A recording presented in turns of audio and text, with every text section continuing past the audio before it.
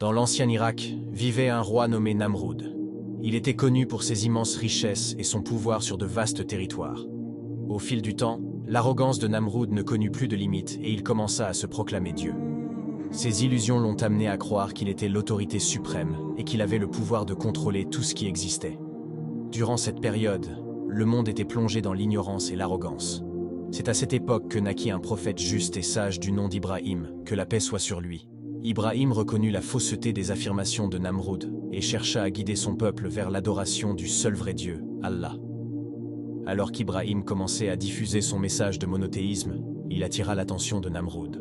Le roi arrogant convoqua Ibrahim et le défia, exigeant de savoir qui était son seigneur. Ibrahim répondit calmement.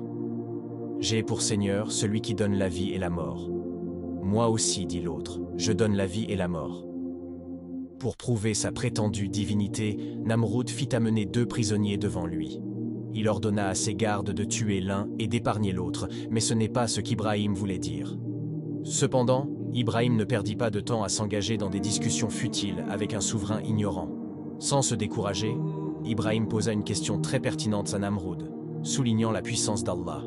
Alors Ibrahim dit « Puisqu'Allah fait venir le soleil du levant, fais-le donc venir du couchant. » Le mécréant resta alors confondu. Un exploit qui dépassait les capacités humaines. Incapable de répondre, Namroud devenait de plus en plus frustré et arrogant. Dans son arrogance, Namroud déclara que si Allah existait vraiment, il le combattrait. Il ordonna à son armée de tirer des flèches vers le ciel, où Ibrahim avait reçu des révélations d'Allah. Puis Namroud ordonna à ses gardes de jeter Ibrahim dans le feu. Mais Allah, par sa miséricorde et sa puissance, a refroidi le feu, si bien qu'Ibrahim n'a pas brûlé. Malgré cette intervention miraculeuse, Namroud est resté inflexible. Il conteste l'existence d'Allah et oblige les gens à se prosterner devant lui, se proclamant Dieu de la terre. Dans son arrogance, Namroud réclame une bataille contre Allah, croyant pouvoir triompher du Tout-Puissant. Allah, dans son infinie sagesse, ordonna à Ibrahim d'informer Namroud qu'il devait le rencontrer à un endroit précis pour leur combat. Namroud rassembla sa puissante armée au lever du soleil, mais Allah lâcha sur eux des millions de moustiques. L'armée était incapable de voir le soleil lorsque les moustiques les attaquèrent, dévorant leur chair et buvant leur sang, la réduisant à l'état de squelette. Namroud, pris de peur, se réfugia dans l'un de ses châteaux. Cependant, Allah ordonna à un seul moustique de pénétrer dans le nez de Namroud et de se frayer un chemin jusqu'à son cerveau. Morceau par morceau, le moustique a dévoré son cerveau, provoquant une immense douleur.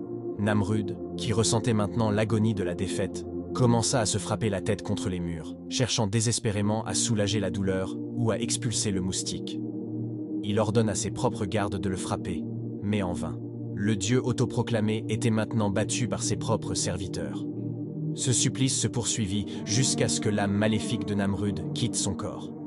Il réalisa enfin les conséquences de son arrogance et la profondeur de ses transgressions. La leçon était claire.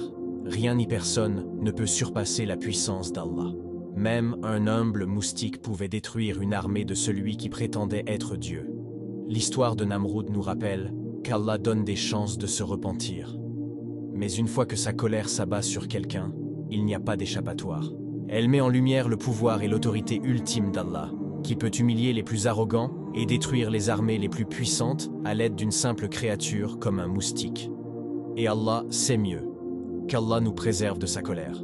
Amin.